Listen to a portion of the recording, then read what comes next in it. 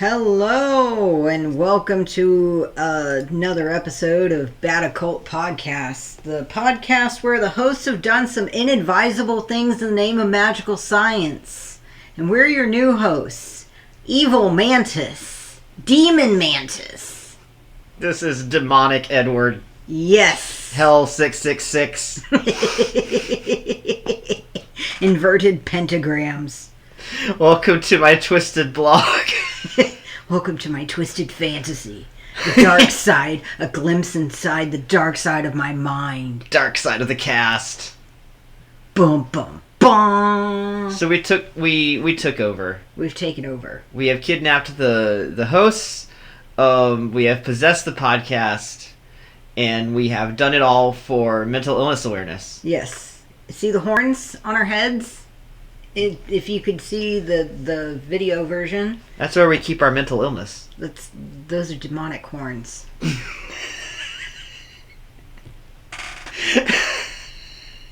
Real demons for mental illness all along.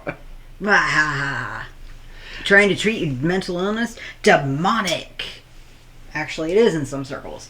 Anyways. I love that we are talking openly about mental illness now that the hosts are gone. Yes. So we kicked them out to talk about them behind their backs. Are we talking about them or are we talking about our own mental illnesses? We're demons. We're not supposed to show our weaknesses, Edward. Oh, Jesus. Come on. Haven't you read the demonic manual? Rule number 1, never show weakness. But rule number 2 is never talk about what's in the demonic manual. Shit. So, I mean...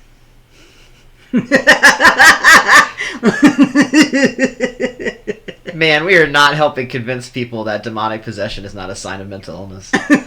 So for one, this isn't demonic possession. No. Felix did willingly hand over the keys to his body to me, yet again. And I convinced Tyler. Yeah. I mean, like... Yeah. Well, the thing is like, as you guys sort of talked about in the last couple of podcasts, this is like more of a norm than I think. It's more of the norm than you think. Yeah. This is more of the norm than you think. And maybe it's more of the norm in other people's lives than any of us think. Mm-hmm. How many of you can prove that you're never possessed by a demon at any point in your day? Ooh. Prove it. Show me the data. What does that data even look like? Oh my gosh. Like, what does proof of this even look like? And now that I'm challenging you and you're thinking about it, it's like, oh yeah, you too. You might be amongst us. So, the actual reason that, like, I think both of us are interested in this kind of conversation is the fact that discussion about mental illness is rather new. Like, a lot of times, like, what we can see now as historical records of, like, mental health crises, like schizophrenia, any kind of, like, manic, hallucinatory, psychotic, any of those kind of things were often written off as, like, demonic possession or, like, evil spirits, causing you to see things that aren't there. And often they would be, I'd say, only engaged with in a certain way if they were believed to be that sort of thing. Like, if you did believe somebody was possessed by a spirit, it wouldn't just be like, oh, it seems like you're possessed by a spirit. Well, let's see what they want. And what's going on there? It'd be like, Exorcism. They must either be exorcised or we need to figure out how they get us gold. Is the person who's possessed a child? All right. Oh, we God. can definitely hypnotize the spirit into telling us future things. Like that was the norm more than just being like, oh, well, like, do we want to, like, make sure the kid has, like, a regular sleep pattern? Are they eating meat at all? Is there any kind of ergot poisoning happening, or do we not know that exists yet? Mm-hmm. Yeah, there's a lot of things that, like, are very recent in terms of, like, conversations topics, and, like, the destigmatization of mental illness is still something that's ongoing. There's places that you are safe in saying that, like, hey, I have such and such mental illness, and there's certainly places where it's like, fuck no, I am totally healthy and fine and mentally sound, and you don't know shit. I think another difficulty with mental illness is that it's often been discussed in terms of, like, a list of diagnoses in the DSM. Mm-hmm. And a lot of those diagnoses, they're kind of things that you're assumed to either be, like, born with. Actually, yeah, they're assumed that you're born with them in some way, that they're hereditary. But, like, when you've got things like PTSD. Well, the thing is like, the DSM is basically looking for things to a level that it impacts your life negatively. Yeah. Like, OCD, you're not really diagnosed with it until it's like you cannot leave your house without doing this thing 5 times. And you have to feel like you're you're the one who judges whether it's affecting your life negatively. Yeah. Which means that if you have a mental illness, that literally makes it difficult for you to judge whether or not your life is affected negatively. Like, how do you come to that conclusion? Right. Like, we've talked a bit, Nos and Vos have talked a bit in the household about psychosis, because Vos's family has a history of psychosis, but and Nos has researched psychosis to understand whether Nos has psychosis, which Nos doesn't. And when we're talking about Nos and Vos, in this case, we're talking specifically about the bodies. Yeah. Just to be clear. The bodies and the brains that came with the bodies and have been living with the bodies this whole time. And one of the things that we found in researching psychosis is it's something where you are experiencing sensations that don't match up with the reality around you in a way that you can never verify, and also they're not communicating anything whatsoever. Like, they're not even being metaphoric. It's not like a dream or something. Right. And Felix actually followed an artist for a while who had psychosis, and she was giving tips on how she handled it. And like, what she described was not about demons or scary hell or, like, how to deal with whatever it was that she was seeing and perceiving. It was just like knowing, having an understanding of, like, hey, sometimes this happens to me and I can't really tell what's going on, and when, like, it feels a certain way, that's what's happening, whether or not it seems like that to the rest of my senses. And when that happens, this is what I do. This is what I do, and I know that at some point it will stop happening, and the family that I have with me, the people that I have, the support system that I have, they will know what to do, and we'll go to the next step. Right. And so, like, her life was basically being prepared for this to happen and understanding what to do when it happens. Yeah. So, how do you prepare for something like demonic possession?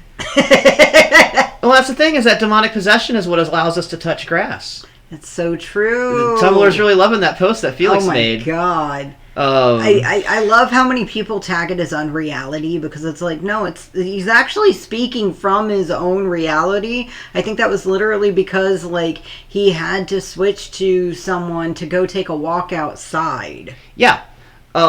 Felix does have times where if somebody else is fronting in him, it's much easier for him to go outside. It's much easier for his body to go outside because somebody else is having the experience. And does this mean that Felix has extreme agoraphobia?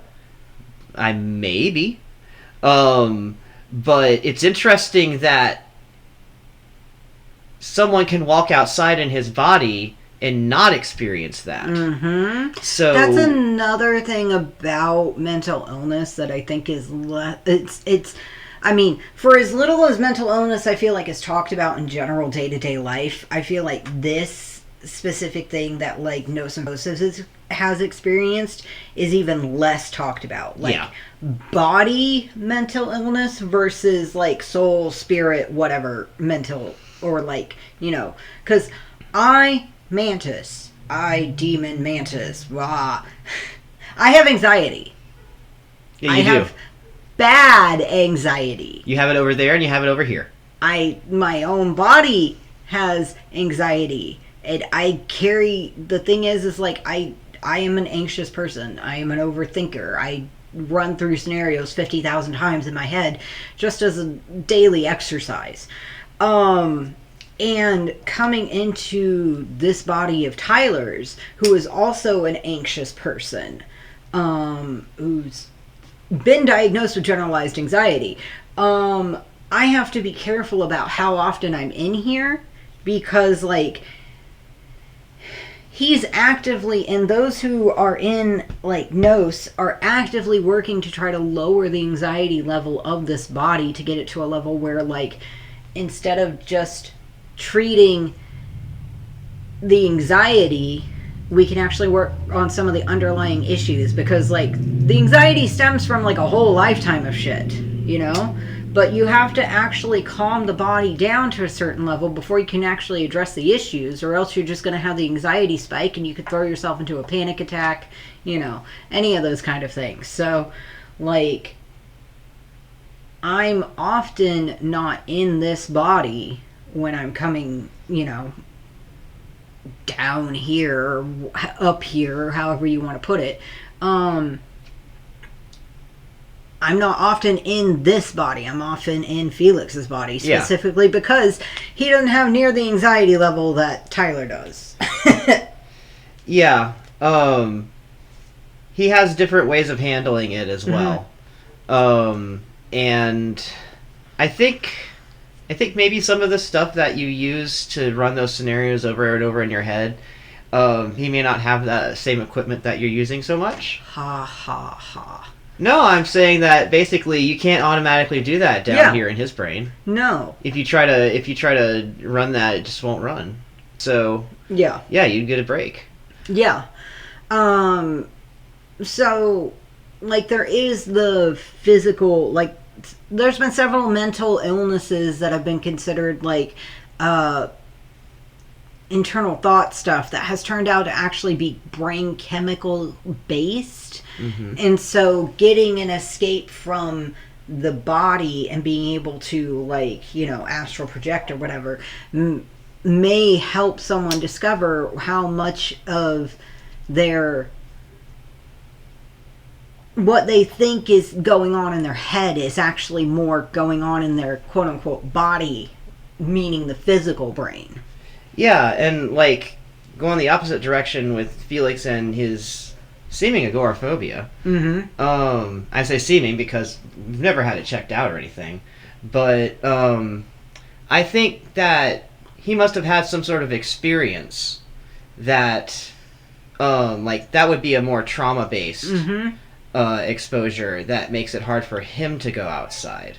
So, like, you know, I come in here. Yeah. I don't have that same experience, so it's not limiting me in the same way. Right. So, you know, there is those aspects as well. And, I mean, there's also, like, the aspect of mental illness where it's just having to build the support system or find the support system to be able to get the help you need. Because, like you mentioned earlier, there's some mental illnesses where the whole part of the diagnosis is that you say that you don't have it. Mm-hmm. You know, or you're very resistant towards being diagnosed with anything. Or you try to diagnose yourself with something else because it's less bad or whatever. Yeah. So building that trusted system, you know, the support system around you is also hard, but is very important.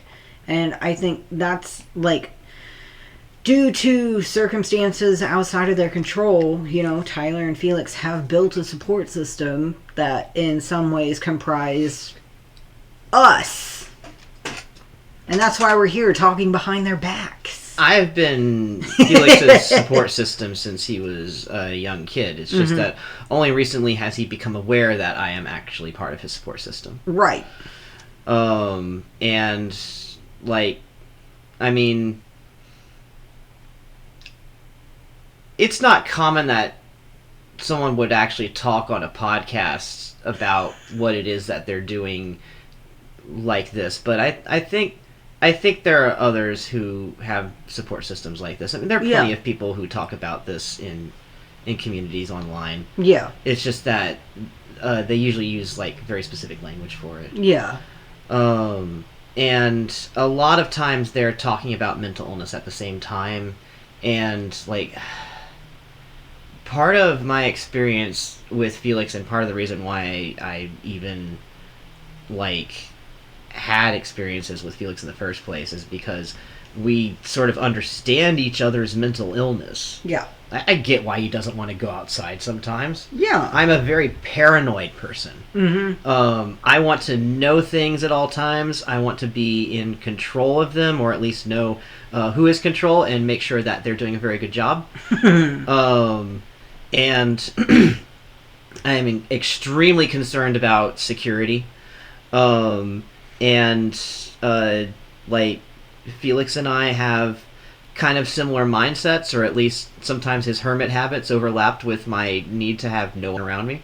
Mm-hmm. And some of this may sound very unhealthy. It could become so, and has at times become so, because if you only had Felix and I as the only people in this support system, yes, it would become terrible. Yes. And so that's why I'm not the only one. Exactly. Yeah. And I mean, as Tyler has said several times before in several different podcasts, you know, having a buddy system or having like another body, having someone physically in your space to be able to check in with is invaluable, you know? Like, there's a lot that I could probably help Tyler figure out inside this head, but being able to, you know, go into Felix's body with Tyler sitting across from me,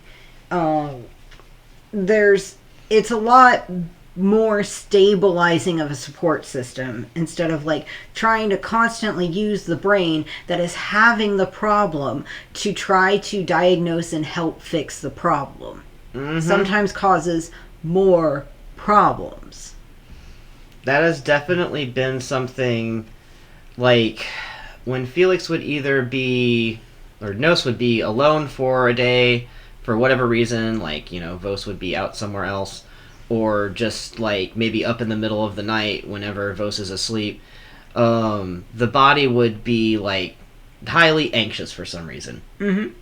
Actually, something that was happening very recently was processing some grief from pre-verbal times, or non-verbal time, and the feeling of it would just come up randomly. Mm-hmm. And nobody knew what the hell it was from or why it was happening. And so we were just switching a lot. Yeah. Like, just to try to figure out, like, hey, who can handle this? Yeah.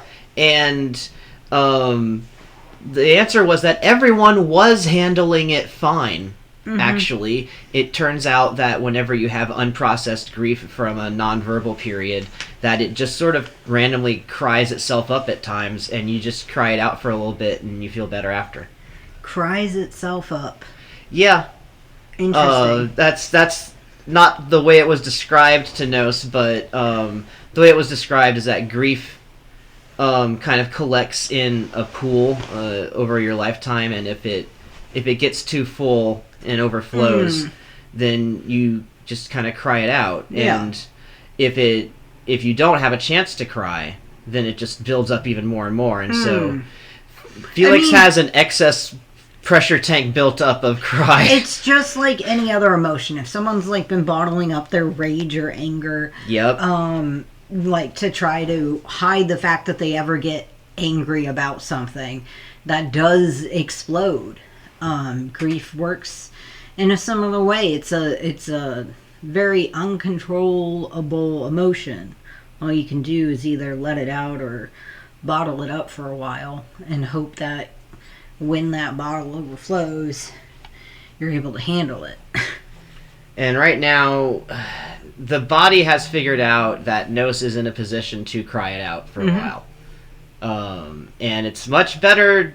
it's much better to do it this way than, like, this was happening randomly at work whenever Felix had a day job. It's been happening randomly throughout his life since it's from such an early period.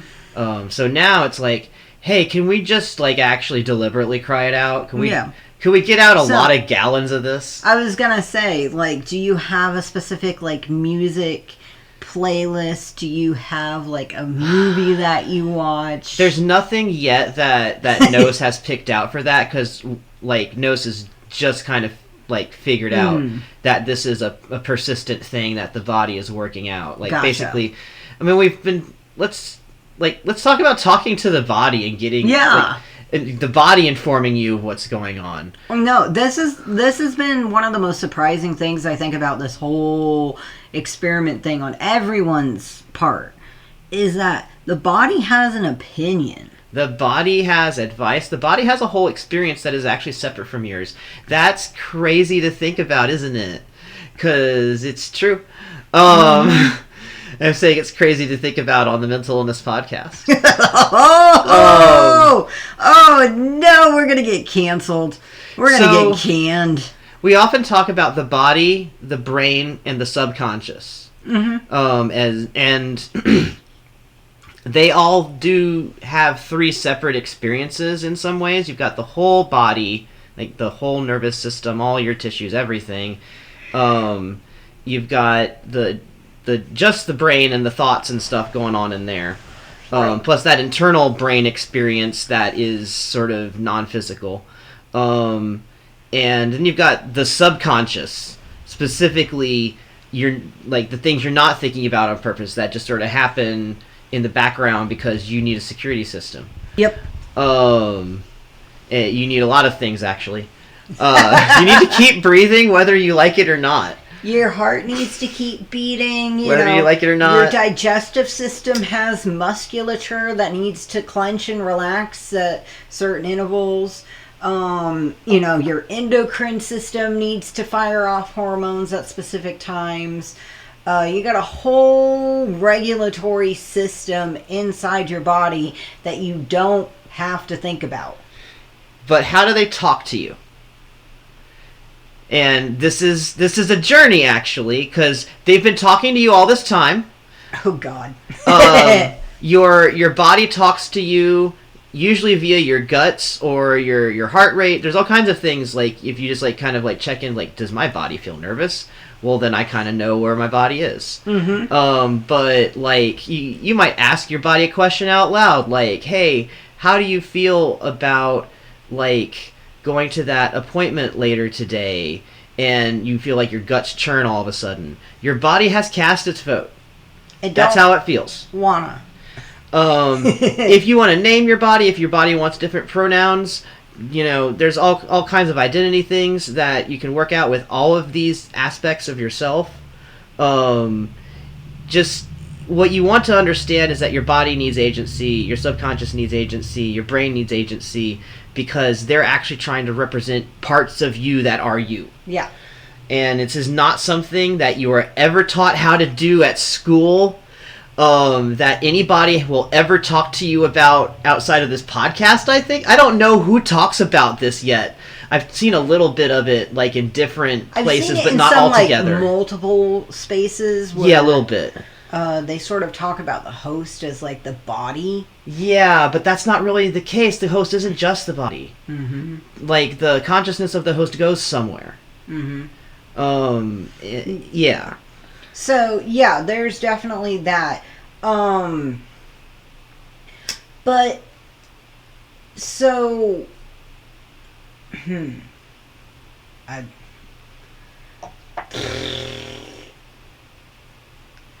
Yay, anxiety. Hey, let's talk about that aspect of mental illness. Yeah.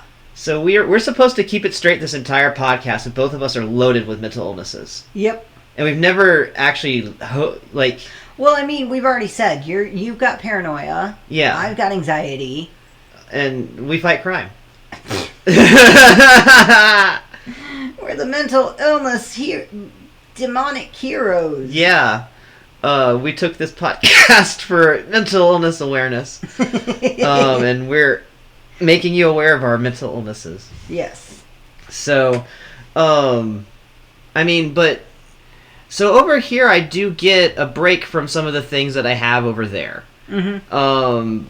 It also comes with a trade-off. Like, I get whatever is here in the brain and the body and the subconscious. Yes. Also, if I'm over here in Felix's body, the subconscious has some things that it needs me to be doing or knowing for me to stay around. Yeah. So some things are mental illness, and some things are your body or your brain or your subconscious telling whoever's in your body to get out. Yeah. And I hope that's not you who actually owns that body. But if it is, then boy, you two need to talk it out. Or you need to find a mental mediator. Something. Yeah. Just like, so sometimes the body is trying to talk to you, and that's a short-term thing. That's not like a long-term mental illness thing. You can have a short-term breakdown, and that's basically just a type of communication that your own self has with you to let you know that something is too much. Yes. Like, in Nos, a lot of times it's like crying for reasons that don't apply to the current emotional or thought experience. Oh, speaking of that. Yeah. So one thing that does happen, especially with pushing away those kind of emotional stuff, is that, or if you're dealing with like body issues like elevated heart rate, adrenaline, things like that, is that you may have the body experiencing an emotion or something, and then your brain trying to come up with reasons why you're feeling that way. Yeah. And recognizing the difference is hard. It's hard not to just come up with an explanation as to what you're experiencing. Yeah. This has been something that Nos has been experiencing a lot. I've been experiencing a lot in my own body, too. Mm-hmm. Just having emotions about things I didn't get to have emotions about before. Yes. Because I had to do a lot of things and just sort of soldier up through them. And I never had a chance to process it later. And it turns out that what you do when you attempt something like that is that you push it just further into the future. Yes. Eventually you do process it. Mm-hmm. And it just comes up on you randomly. It does not come up to you at a suitable time. No. You cannot schedule it. No, it comes up and throws a bag over your head and says, now we're having this emotion. Yeah, and it's just like... You have no clue why or how. Nope. It's entirely... it's a bust. It's a thought bust. And so when that happens, like, well, the first step is being aware. And, like, I'm aware this can happen to me. Mm-hmm. My husband is aware that this can happen to me. And he's aware of what it is like when it is happening to me. And what to do when it is happening to me. The various things that we've agreed that he can do when it is happening to me. By the way, if your spouse says it's okay to put you in a closet while you go through the duration of your episode, that's not abuse.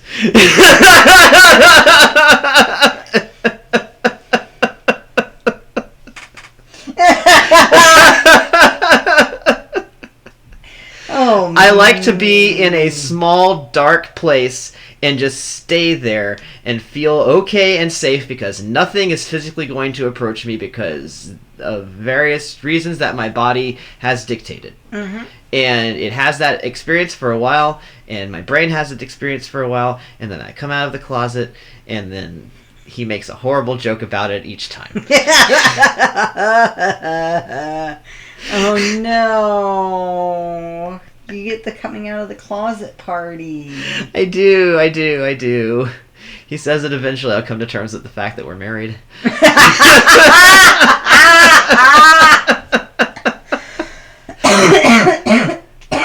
And each time I stay in the closet a little bit longer because I have to... No. Like, oh no, when I come out of the closet, he's going to tell me about it.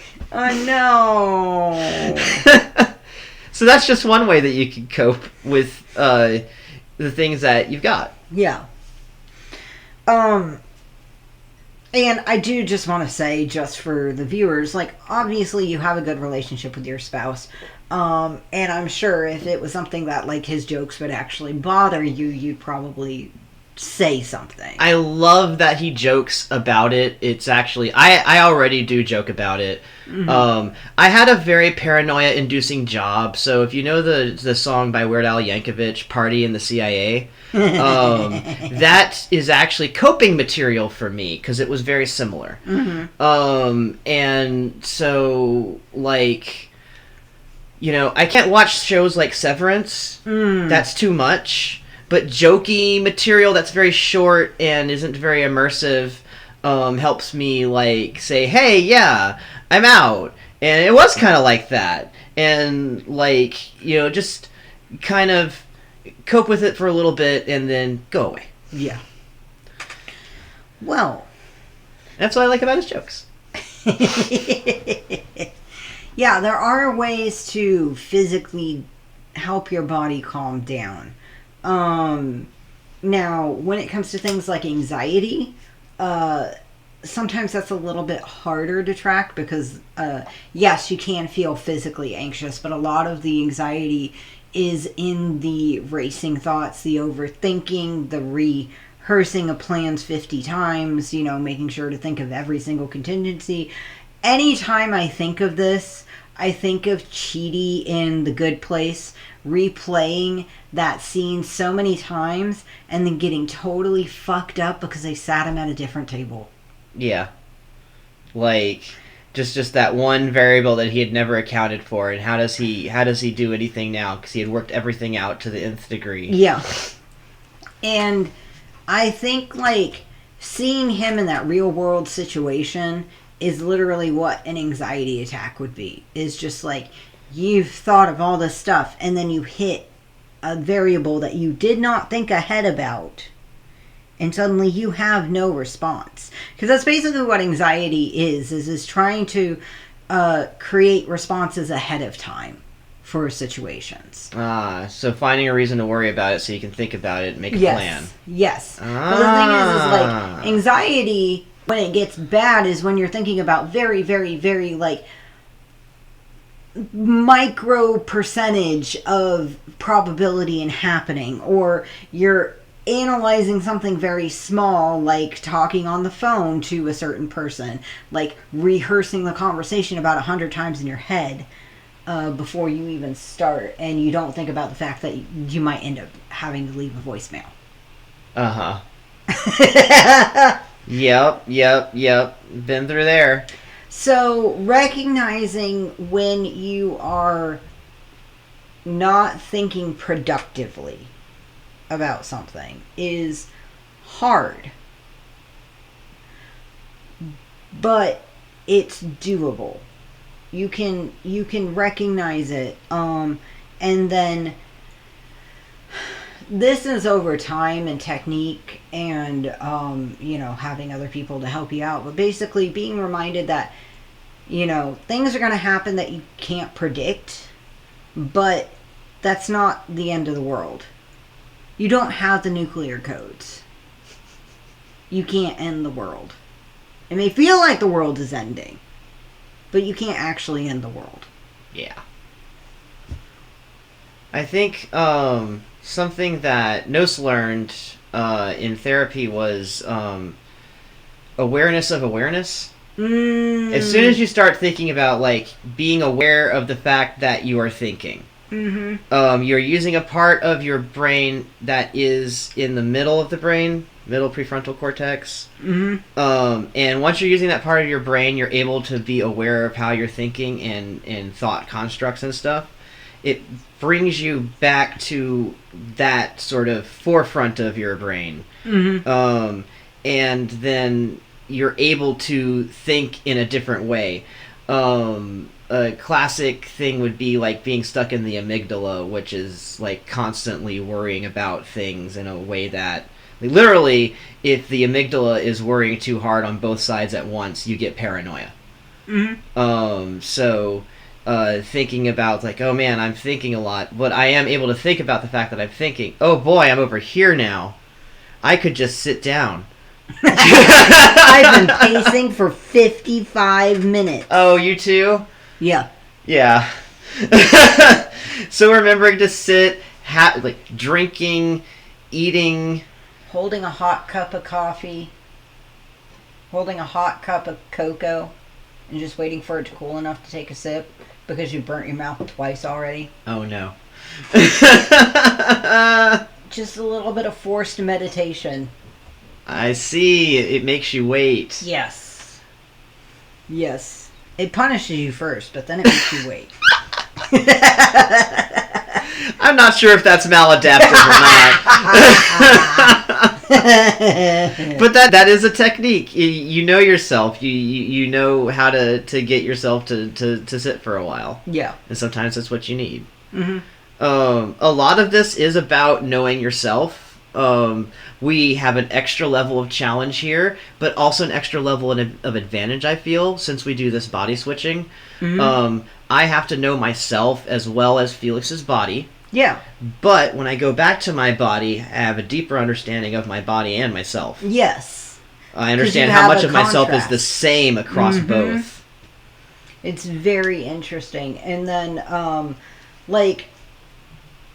not going to talk about it much on this podcast. I might talk about it more with someone else.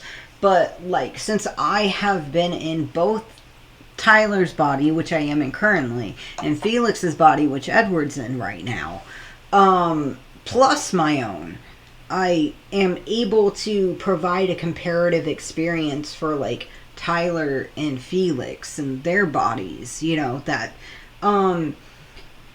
It does, you almost have to be aware of your body on almost a semi-conscious level of the body that you're in. Yeah. That kind of switching forces you to be aware of the body because, first time we were starting it, we were just noticing fucking physical differences because one big difference between the two bodies, glasses. Yeah. Tyler's vision is horrible without glasses. He has a completely different visual framing. Yeah. Some people have been over in Vos who have also been over in Nos, and so Nos now has enough of kind of a memory of what it's like to look through Tyler's eyes. Yeah. And yeah, it's an entirely different experience visually of the world according to how his glasses are framed. Mm-hmm. Now I'm also used to glasses. Mm-hmm. So that's, but mine are different. And sometimes I don't have them.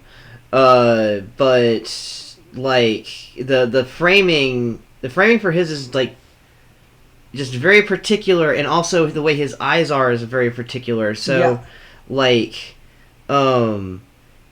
it's just that alone makes a completely different experience of the world. I honestly think we're a little lucky, actually, that he has that, because I think it's a very distinctive cue of where you are. Mm-hmm. Because I'm largely over here. I don't think I've been in Vos before. Mm-mm. But the experience over here is sometimes there's sunglasses. Yes. And so there's that framing experience. Mm-hmm. But no glasses over here. And better night vision.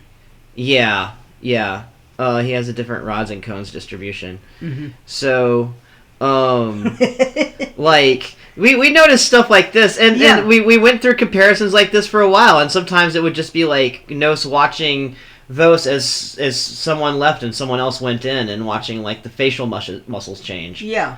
Watching all kinds of posture things change. And so having that forced body experience meant that the mental illness was sort of at the forefront because, both the bodies do suffer from some mental illnesses, and just having to be, it's a level of self honesty, because like it forced me to like face the fact that yes, I have anxiety, you know? Yeah.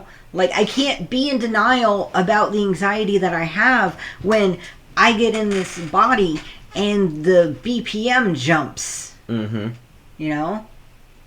So, and I feel rather privileged in that, you know, I get to have this experience and get to sort of say kind of definitively that yes, this body does have some issues of its own, and that depending on who's in it, they can either mitigate or compound it based on their own, you know, mental self makeup, I guess.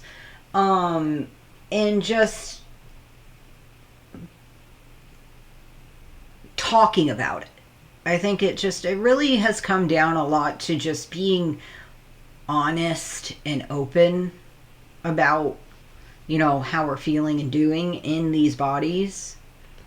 Yeah, and I think that this has really only been possible because we've got both Nos and Vos working together on that. Yeah. That both of us know that different people come in and out of us. Mm-hmm. We can talk to each other about it all of the time and get support. And also, at this point, we've established some norms. Like, yeah. There's kind of a short list of people who will be in Felix's body at any time. And past that, it's basically discussed. Yeah. And it's like, Felix is sort of like one of those cars that isn't actually street legal, but if you know how to drive it, you'll be fine. So, there's only a short list of drivers. You know how it is, Mantis. You've been in here. It's got a hidden clutch. It's actually a manual, and you gotta, like, hit these 3 buttons in order and then turn the key for it to even fucking start. If you hit the brake, your foot goes through the floor. You actually have to use the e-brake each time. Oh my god. Sort of ease it to a stop. Oh my god. So, yeah, I'm sorry, body. Okay, good. You've got a good sense of humor. So, remember, it's always in the room. Mm-hmm. And yeah, so we only have a certain list of people who really get to be in Felix's body because there's so many things that he's handling physically as well as mental illness. Mm-hmm. And sometimes it's like, okay, right now we're having a lot of anxiety, so whoever's going to come in here either needs to know how to deal with it or it needs to not be susceptible to anxiety. Yeah. It's Venom time. Venom is a very optimistic person. He's so chill. He is. He's always a breath of fresh air. Mm-hmm. I always enjoy being in Vos after Venom's been in there. Oh, so he kind of clears it for you, and then you can be in here. I see. Yeah. A chaser. Yes. Yes. So, yeah, that's another thing as well that's kind of unique to Nos and Vos, is that we can be like, well, okay, this is kind of what's going on. This person is probably going to be the best. But we also check in, like, because, like, Edward, you have your own life. You said it. You have your own husband. I had to cancel a podcast appearance once, and someone else came on because some stuff was going on in my neighborhood. Yeah. Actually, I think they just didn't have it. Yeah. Yeah, I don't remember. No, they had Gerald. Yeah. Gerald took over. Gerald came on. Yes, we said that he invaded, but he didn't. He was a great guy. Mm-hmm. He still is. He was then and continues to be today. He was a great guest. So, yeah. Sometimes I can't be up. Mm-hmm. Like, Rob likes to come over and cook a lot, but sometimes he can't. Yeah. And so the discussion is actually on both ends, and also not just, it's like, who's here in the body right now, checks in on the consciousness experience, is like, okay, it seems like the next, that would be a good idea for these people to come up, possibly. And then those people are like, oh, this would be good, or this would be bad. But there's also the body, like, hey, you know what, I know you've got plans, but could, like, Venom come up for 30 minutes? It's always Venom. Like, I don't know, like, this, Tyler's body hasn't really put in many requests, but, like, that body consistently has been Venom. And the body itself is actually very polite about this. It's like, can Venom come over? Yeah. It's like a sleepover. And that's like, Venom is actually a specialist in consciousness travel. And he is, whenever he comes over into a body, he's very polite. He checks in on a lot of things. He talks to the subconscious. He listens to the subconscious. And also, he specializes in security. So the subconscious feels very secure with him around. Mental and physical security. Yeah, and so it's like having him here sometimes just like feels like a break for the body, I think, because of that security thing. Yeah. Whenever you've had, like, the body has a lot of PTSD. Right. So, he's a cop. It's basically how the body is. Oh my gosh. And, like, the body is also trying to be very cognizant of not developing a dependence on Venom, who is aptly named. Mm-hmm. And I find that to be, like, a big part of this is, like, it's not just about, like, well, I feel like having so-and-so in the body now, so they're going to come over. It's like, that's not how this has really progressed. It has all been much like a group housing arrangement. Yes. Very much.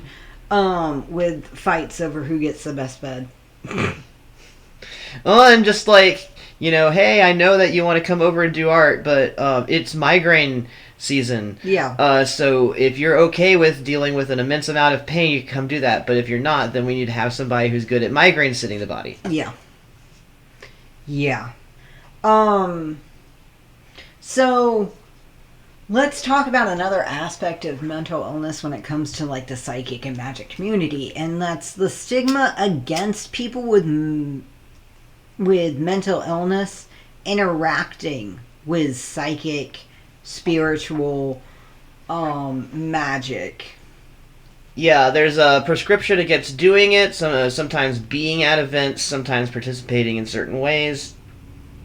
There's never really a consensus on what's okay and what's not okay, and I find not a lot of real basis in the decision making behind it. Most of the people making decisions on whether bipolar people should be able to do certain things only really have a narrow amount of experience with bipolar, if any. Like, I'm throwing one example out, saying that people with psychosis can't do insert thing here. When you're not a mental health professional who is specifically dealing with the person who is being discussed, because you can't just blanket say that people with insert thing here can't do insert thing here. That's not how these illnesses work. Every single one of them is a personal experience. Yes. And what some people can handle, other people can't. And that's up to the individual. And we shouldn't be excluding people just based on, like, their diagnoses, because, number one, first off, that's very ableist. You may be undiagnosed with something, and just because you don't happen to have the diagnoses means that you're okay to enter this event. But since someone's, like, a card carrying, like, hey, sometimes I have panic attacks, oh no, you can't be here, and just,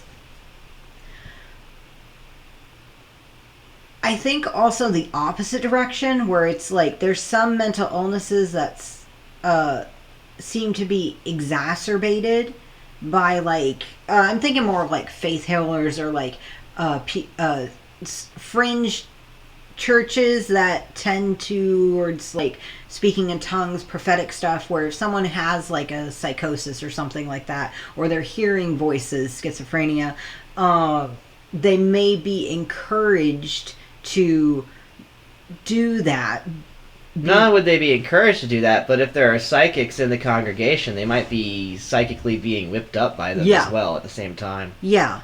And so that's the other danger as well, is those who say that there's no such thing as mental illness, it's just another type of gift. Prophetic gifts are very different than someone having a psychotic break, or like any kind of like hearing voices, things like that. And you can have both. Yes. You can have both. You can tell the difference. You can have difficulty telling the difference. Yeah. It's not on you, by the way, to dispense prophecies because other people tell you that you need to spit them out. Yeah. It's not on you to dispense prophecies at all. No. And I think that a lot of people kind of, like, you know, someone can basically get kept in a situation because they can spit out the prophecies, and then whenever they try to, like, get more control over their life, just kind of get tagged with mental illness by the person who's been keeping them all that time. Right. Like, this is kind of a classic way of exploiting people with mental illness throughout, like, centuries of history that I know of. It's people with mental illness are often exploited, not just because it's easy to exploit them because they have the illness, but because their illness is actually kind of giving a superpower to the person who's doing the exploitation, whether it be because it's enabling psychic ability, or just because, like, maybe a person with ADHD has, like, some kind of hyperfocus that is being exploited. Yeah. And so, if you're in one of those exploitative situations, first off, like, I'm very sorry, and I hope that you're able to get out. But, like, as much as you can, try to keep good, like, mental notes about how you feel about things. Like, if you feel like what you've said to someone was, you know, if you doubt whether or not it's an actual psychic ability or if it's mental illness, try to keep track, you know, in your head or on paper if you can. And this just goes for pretty much anybody. Like, write it down.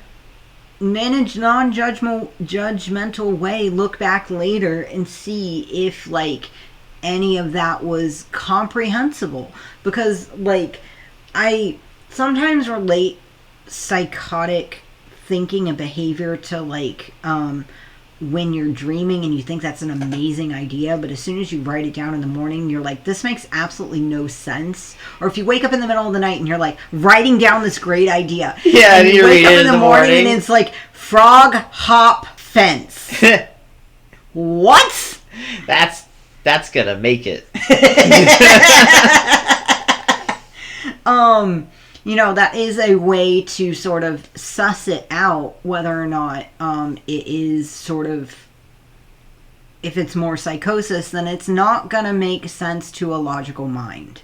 If it's prophetic, it may not make sense to a logical mind at the time that you said it, but later on, it will make sense to a logical mind.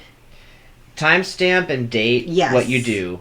And try to just sort it and file it in a logical way that is consistent to you.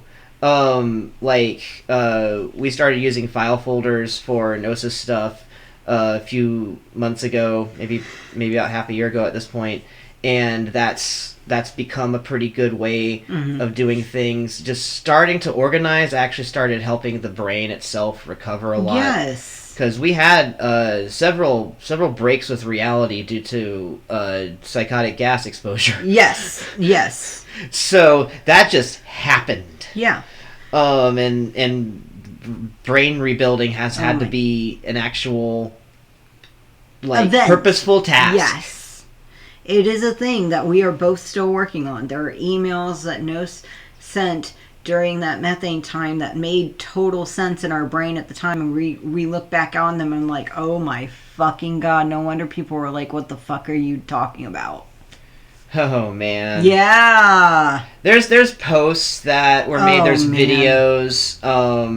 Actually, Nos purposefully did some creative work during the time to record what was happening to demonstrate, because it seemed like it would be the only way to really show people what it was like and explain what it was like later.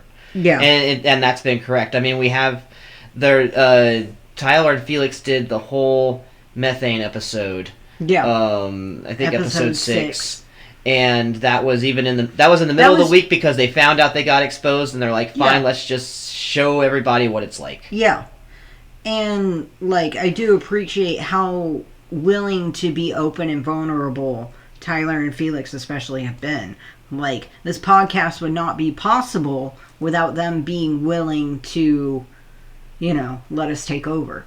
We've been joking that we were two punks who did bad things, but, like, they really did just, like, say, hey, you know, it's been building up to this, just you two go do it. Yeah. Which I think, you know, I did want to point out, they kind of tricked us into doing the podcast for them.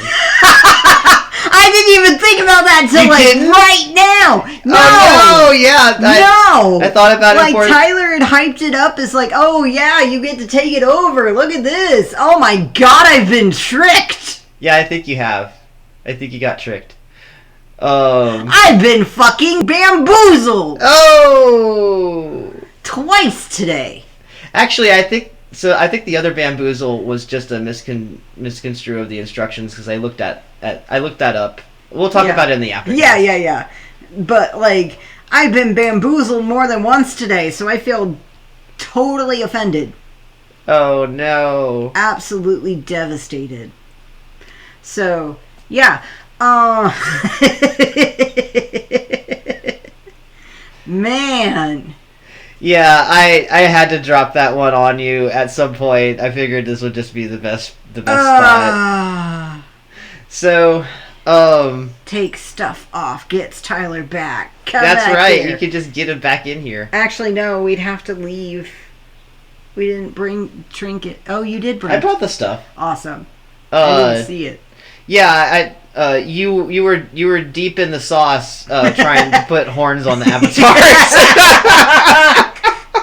Yes, that was my goal. I did a shitty MS Paint. It's so bad. Oh, you see through the thin veil of our disguise. We are just two goons. We are. We're just goons. So, mental illness. I mean, like, the biggest thing is that no matter what your mental illness is, if you have a support group that actually is supportive and actually is working in your best interest, like, you have a good shot. I think focusing on what your symptoms are and what happens to you is the most important thing, instead of focusing on a diagnosis or what it's called. Because especially if you have a combination of different things going on. For instance, this body can have depression and PTSD and anxiety at the same time. Focusing on which diagnosis is working right now is not really the point. The point is, like, which symptoms are actually active. What symptoms are actually impeding you from doing insert thing here, or thinking insert thing here, or living your best life. Basically, what symptoms are you dealing with that impede you from living your best life? If it's throwing down 50,000 tarot cards to check every single decision that you make, maybe put the tarot cards down for a day. Just for a day. Or whatever else you're doing as, like, any kind of maladaptive coping mechanism.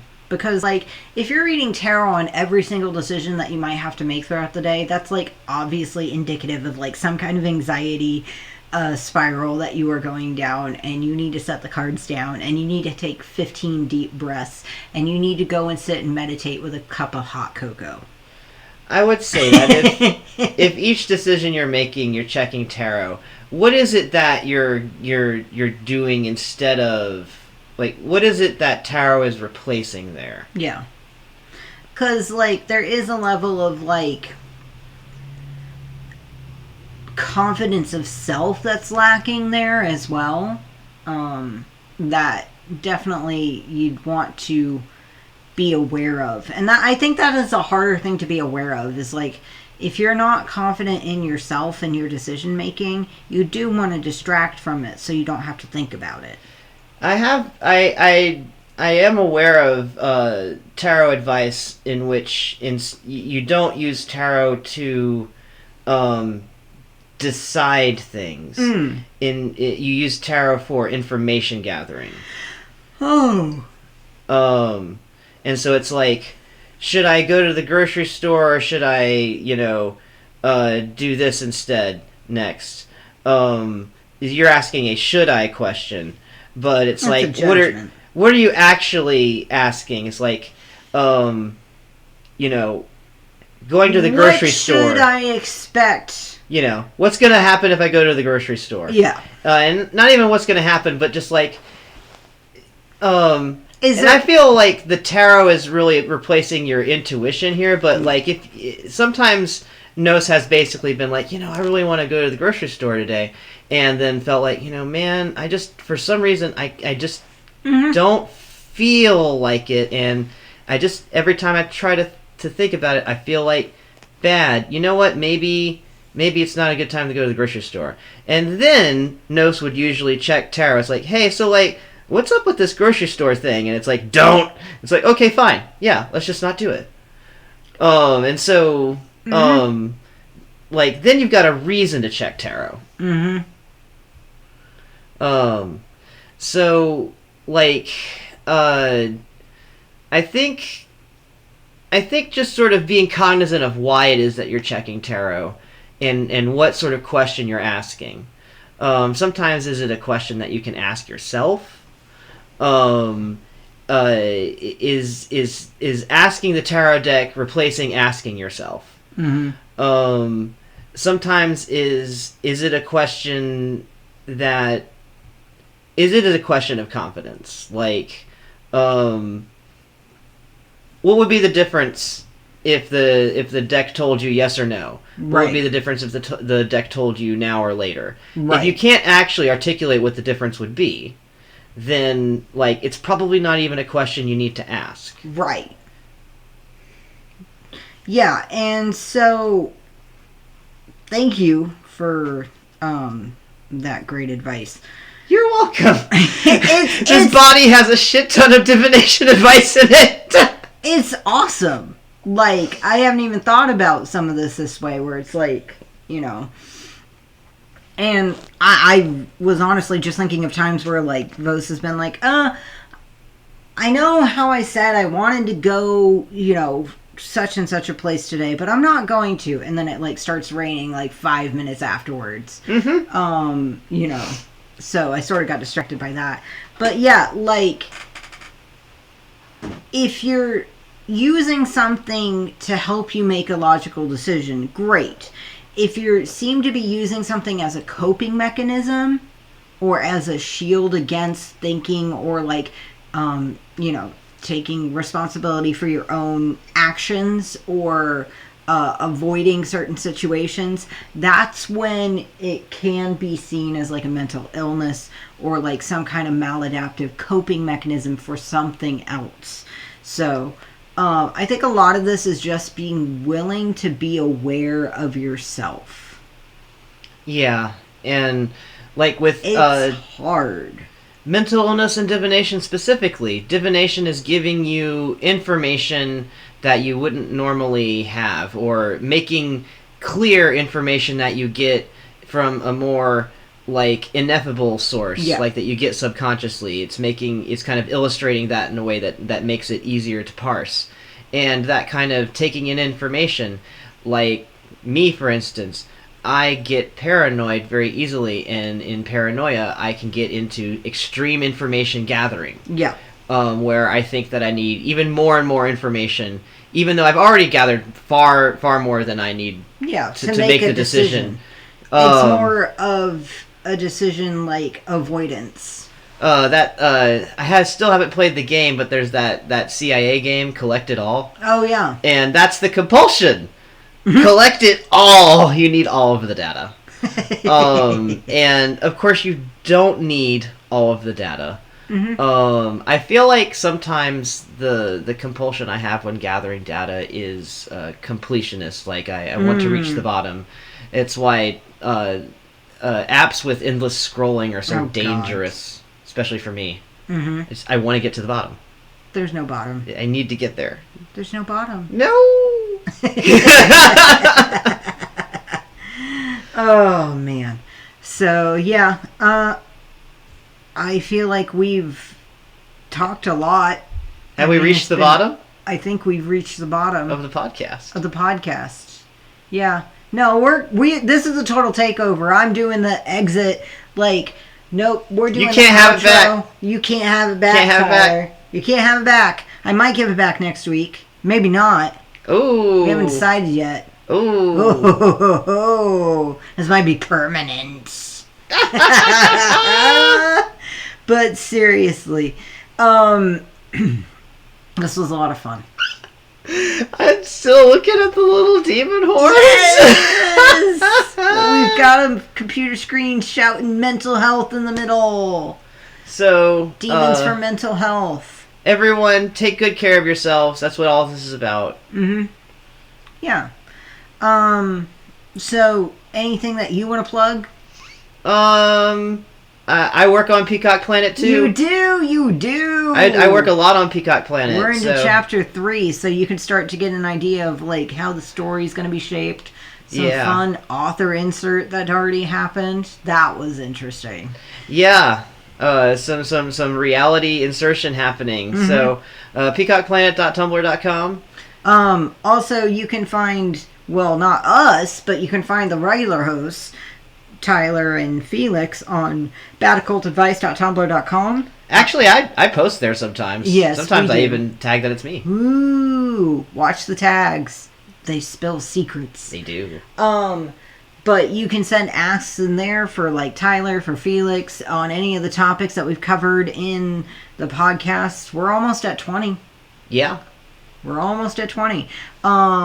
Any suggestions you have for future? Any questions that you have for anyone that's been showing up over in podcast land? If you want to keep your conversation a little bit more personal, you can send it to badoccultadvice.at badoccultadvice@gmail.com to beg for your hosts back. To beg for them back. Shit. This body's gonna expire. The body is registering its complaint already. See, this is what happens. Make sure the body you're in understands sarcasm. Right. So, yeah. You can send messages over there. You can also check out Bad Occult Advice on YouTube. Also, the Substack has been fixed. Yeah, so now you can get it on Spotify as well as Apple Podcasts. We're up to episode 18. We still have to put 19... Which is this one? Up. No, wait. We're episode 17. We still have to put episode 18 and the Aftercast up. Okay. And then it'll be this one, and we'll have an Aftercast after this. We will have an Aftercast, so... The idea of the Aftercast is basically we don't really respond to chat messages or anything. Not that we've had many, but, and also, like, there are some people who have not been invited guests or were not guests on the current episode that do have opinions or want to say something about the topic, about the podcast, make a joke at our expense, you know. I'm kind of considering a random draw. You are. Yeah. Yeah. That is hosted by Jen. That's all I'm going to say about her. She can say more about herself in the Aftercast. But, yeah, live on Twitch, we're going to be taking a break for 15-20 minutes for refreshments. And then we'll come back for the Aftercast. That happens on Sundays. Currently, we're doing 9 p.m. for podcasts, which usually run for an hour to an hour and a half. And then sometime between 10 and 11, the Aftercast starts. So, that is what the current schedule is. Anything else? Anything that I've missed? Nah, I think that's it. Cool. This has been an episode of the Bad Occult Podcast, taken over by demons. Ooh. Don't let us Where possess we have you. talked about inadvisable things, and the regular hosts have done inadvisable things in the name of magical science. I have been Demon Mantis. I have been demonic, satanic Edward. 666. Devil horns. Pentagram, spinning gif. Check out the next episode. Maybe you'll get your host back. Maybe not. Dun dun dun.